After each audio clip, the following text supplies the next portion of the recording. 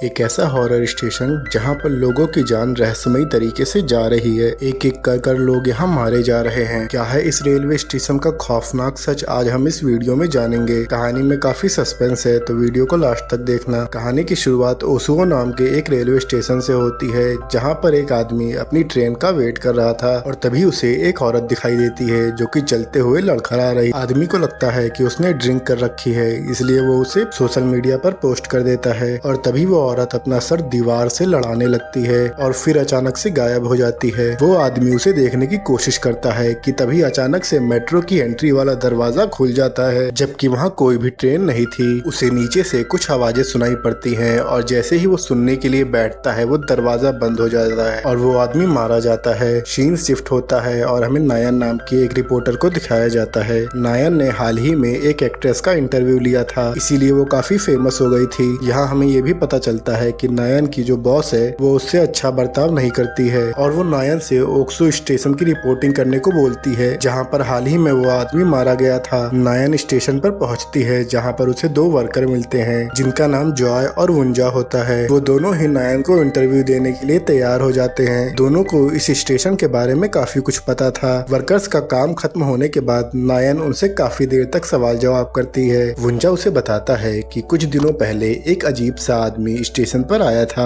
और उस आदमी को जॉय ने सिक्योरिटी कैमरे में भी देखा था, लेकिन फिर अचानक से वो कैमरा बंद हो गया था और फिर वो आदमी ट्रैक पर कूद गया था। जॉय उस आदमी को बचाने के लिए भी गया था, पर वो आदमी तो जैसे हिप्नोटाइज हो गया हो। वो आदमी लगातार ट्रेन की पटरियों की तरफ एक अंधेरी जगह को घूरे जा रहा था और जिसके बाद वो आदमी ट्रेन से कुचलकर मारा गया था। जॉय नायन से बताता है कि कुछ दिनों पहले एक यमन इस ट्रेन को इन्वेस्टिगेट कर रहा था। नायन उस यमन से मिलती है और उसका इंटरव्यू लेती है। यमन उस हादसे के बाद ही उस स्टेशन पर गया था और जब वो वहाँ पर इन्वेस्टिगेट कर रहा था तो उसे एक बच्ची दिखाई दी थी जिसने उसे एक नंबर 1111 दिखाया था। फिर वो बच्ची अचानक से गायब हो गई थी, जिससे उसे ये पता चला था कि ओक्सो स्टेशन पर बहुत सारी बच्चों की आत्माएं हैं। ये बात नायन जॉय को बताती है और वो जॉय की हेल्प से ओक्सो स्टेशन के डायरेक्टर से मिल पाती है, पर डायरेक्टर वहाँ पे हो रही घटनाओं के बारे में उसे कुछ नहीं बताता। नायन को किसी और तरीके से इंटरनल इंफॉर्मेशन को निकालना होगा। वहीं दूसरी तरफ हम जॉय को देखते हैं जो अभी भी उस आदमी वाले हादसे के बाद काफी डरा हुआ है और इस बात का फायदा उठाकर वुंजा हमेशा उसे डराया करता है। एक दिन ऐसे ही मजाक के बाद वुंजा को शीशे पर एक नंबर दिखाई देता है, पर वुंजा उसे इग्नोर कर देता है। वहीं नायन के कहने से जॉय इंटरनल इंफॉर्मेशन निकालने जाता है और वो चुपके से सारी इंफॉर्मेशन निकाल लेता है। पेन ड्राइव को देने वो नायन के पास जा ही रहा था, तभी वो एक अजीब आदमी से टकरा जाता है जो देखने से हिप्नोटाइज लग रहा था। ये ट्रेन का ड्राइवर था जिसे जॉय पहले से ही जानता था। जॉय उसे इग्नोर करके नायन को पेन ड्राइव देता है और उसे उस ट्रेन ड्राइवर के बारे में भी बताता है। नायन को लगता है कि उस आदमी की जान अब खतरे में है, क्योंकि स्टेशन की आत्माओं ने उसे भी हिप्नोटाइज कर लिया था, इसीलिए वो उसे ढूंढने के लिए निकल जाती है। स्टेशन पर वो आदमी नायन को मिल जाता है, पर उसके पास एक अजीब सी औरत बैठी हुई थी जो बाद में उठकर चली जाती है। औरत के जाने के बाद नायन उस आदमी का इंटरव्यू लेने की कोशिश करता है, पर वो आदमी कुछ भी नहीं बोलता, क्योंकि उसे एक बच्चे की आत्मा ने पकड़ा हुआ था। उस आत्मा के वजह से उस आदमी के गले पर नाखूनों के निशान आ गए थे और हमें पता चलता है कि उस आदमी को भी कुछ दिनों पहले एक आत्मा ने एक नंबर दिया था। वो आदमी बिना कुछ बोले यहाँ से जाने लगता है, मगर नायन उसका पीछा करती है। उस आदमी के पीछे पीछे नायन बेसमेंट तक पहुँच जाती है, जहाँ पर वो आदमी बस एक कोने को देखे जा रहा था।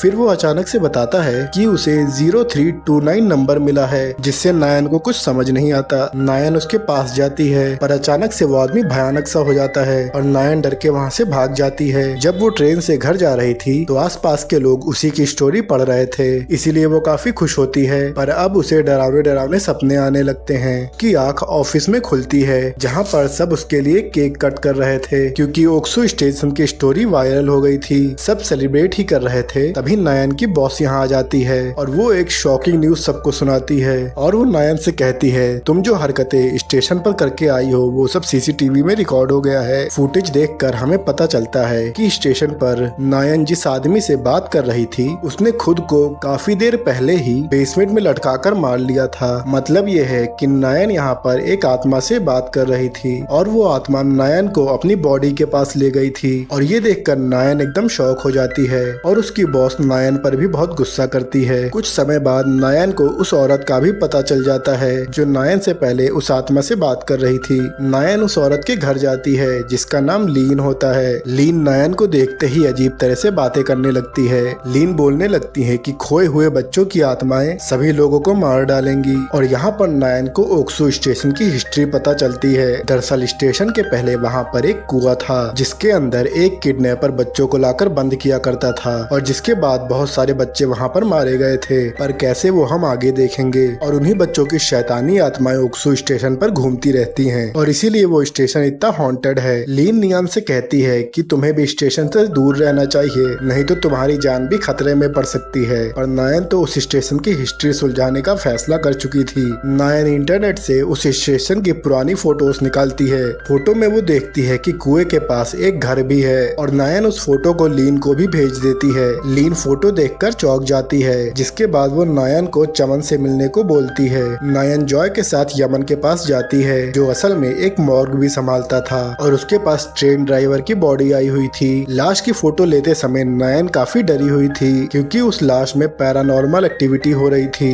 नायन को समझ पे नहीं आता है कि बॉडी पर ये निशान किस तरह के हैं। यमन उसे बताता है कि जब से यहाँ पर ओक्सू स्टेशन बना है तब से यहाँ पर कई लोग मारे जा चुके हैं और उन सभी के बॉडी पर ये निशान पाए जाते हैं। पुरानी लाशों की फोटो देखते समय जॉय नोटिस करता है कि यमन के हाथ पर भी उसी तरह का निशान है। जॉय को एक बच्चे की आत्मा यमन के पीछे दिखाई देती है।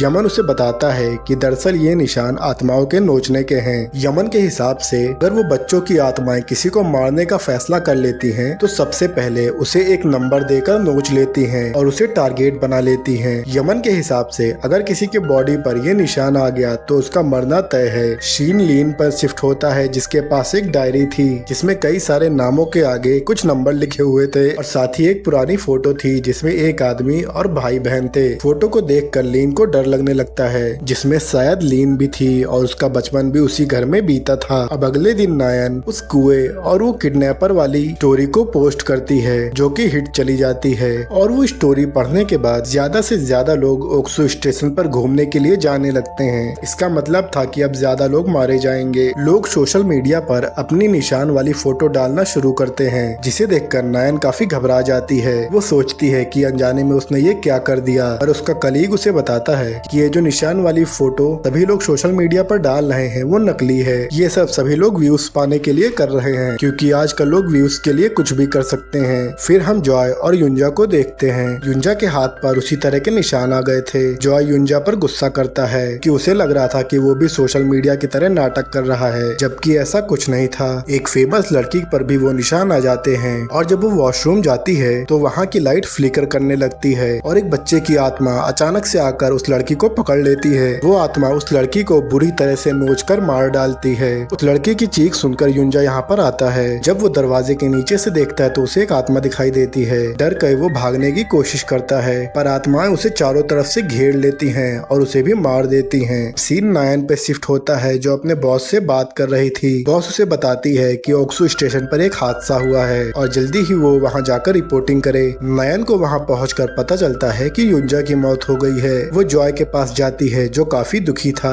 और यहाँ हमें पता चलता है कि जॉय को भी 0816 वाली एक बच्ची मिली थी जिसने उसे नोच लिया है, यानी कि अब ये श्राप जॉय के ऊपर भी है, यानी कि अब वो भी मारा जाएगा। उस रात को नायन जॉय को दिलासा देते हुए उसी के घर पर रुकती है। जॉय एक डरावना सपना देखता है जिसमें कई सारे बच्चों की आत्माएं उसके ऊपर चढ़ रही थी और वो खुद को उस कुएं के अंदर पाता है। जॉय उस कुएं से निकलने की कोशिश कर रहा था पर युंजा की आत्मा आकर उसे पकड़ लेती है और डर की वजह से जॉय उठ जाता है। जॉय नायन से कहता है कि उसे उस आत्माओं को शांति दिलानी होगी और शायद यही एक तरीका है जिंदा बचने का। अगले दिन वो दोनों हेल्प के लिए लीन के पास जाते हैं। लीन उन्हें बताती है कि अगर वो उस कुएं के ढूंढ कर उन बच्चों की हड्डियों को दफना दें तो शायद उन आत्माओं को शांति मिल जाएगी। वो दोनों लीन से पूछते हैं कि उन्हें वो कुआं कहाँ मिलेगा, जिसके बाद लीन उन्हें एक वीडियो दिखाती है जिसमें एक आदमी ने उस कुएं को ढूंढने की कोशिश की थी। उस आदमी को पटरियों के पास एक होल दिखाई दिया था और लीन के हिसाब से कुआं वहीं पर कहीं आसपास ही है, पर कहाँ पर है ये उन्हें ही जाकर ढूंढना पड़ेगा। नायन और जॉय वहाँ से निकलते हैं और पहुँच जाते हैं स्टेशन के होल के पास जिसके अंदर कुछ नहीं था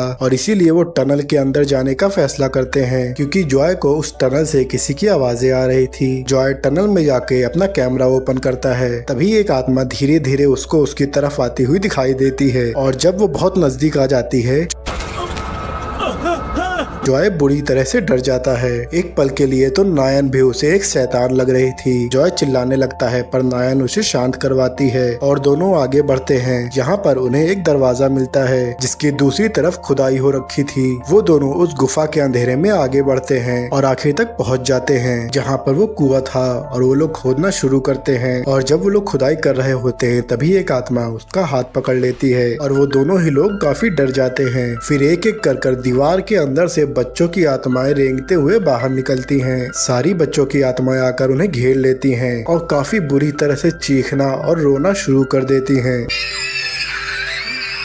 नायन उनका दर्द फील कर पा रही थी और जब वो आत्माएं वहाँ से गायब होती हैं, बच्चों की हड्डियां उनके सामने आ जाती हैं, जिससे नायन समझ जाती है कि वो बच्चों की आत्माएं शांति ही चाहती थी। नायन और जॉय इसके बारे में अथॉरिटीज को बता देते हैं और शायद अब उन बच्चों की आत्माओं को शांति मिल जाएगी। और नायन की बॉस उसे बहुत डांटती है क्योंकि जब अब आत्माएं नहीं है तो उन्हें अच्छी स्टोरी भी नहीं मिल पाएगी। सीन शिफ्ट होता है जॉय पर, जिसे लग रहा था कि सब कुछ ठीक हो गया है, पर तभी एक आत्मा आकर उसका हाथ पकड़ लेती है। डर की वजह से वो भागता है। तभी उसकी नजर पड़ती है यमन पर। यमन के हाथ पर उसने जो पहले निशान देखा था वो गायब हो गया था, लेकिन जॉय के हाथ का निशान अभी गायब नहीं हुआ है। इसका मतलब वो अभी भी श्रापित है, पर शायद यमन उसमें इसकी हेल्प कर सकता है। वो जाकर तुरंत ही यमन को इसके बारे में पूछता है, पर यमन उसे कुछ भी बताने से मना कर देता है। जॉय उससे मदद मांगता मांगता उसके घर तक आ जाता है। दूसरी तरफ लीन नायन के घर पहुँचती है और बताती है कि जब नायन और जॉय ने बच्चों को शांति दिलवाई थी तभी यमन ने यहाँ आकर लीन को मारने की कोशिश की थी और इसी लड़ाई में यमन का वो निशान लीन के हाथ पे ट्रांसफर हो गया था। ट्रांसफर कैसे हुआ ये हम आगे देखेंगे। यहाँ हमें पता चलता है कि लीन और यमन आपस में भाई बहन हैं और उन दोनों का पिता कोई और नहीं बल्कि वो किडनैपर था जो बच्चों को कुएं में बंद रखता था।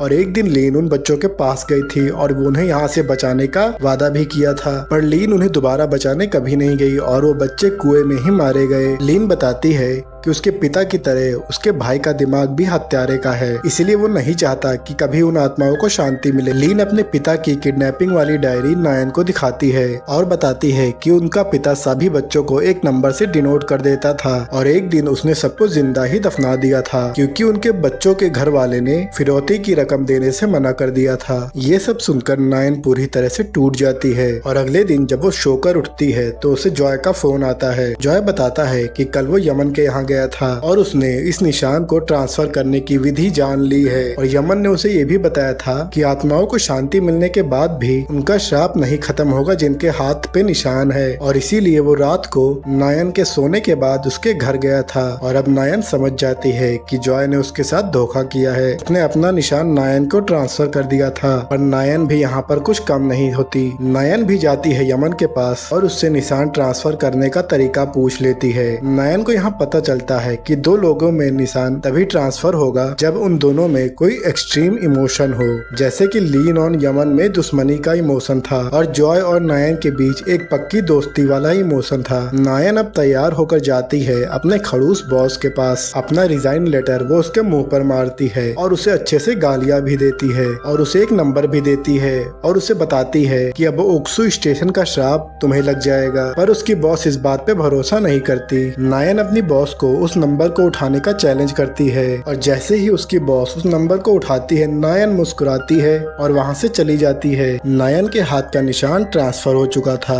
और उसकी बॉस डर की वजह से चीखने लगती है और इसी के साथ ये कहानी यहाँ पर खत्म हो जाती है। दोस्तों, अगर आपको हमारा एक्सप्लेनेशन पसंद आया हो प्लीज इस वीडियो को लाइक और चैनल को सब्सक्राइब कर दीजिएगा। मिलते हैं किसी और नई कहानी के साथ, तब तक के लिए अपना ख्याल रखना।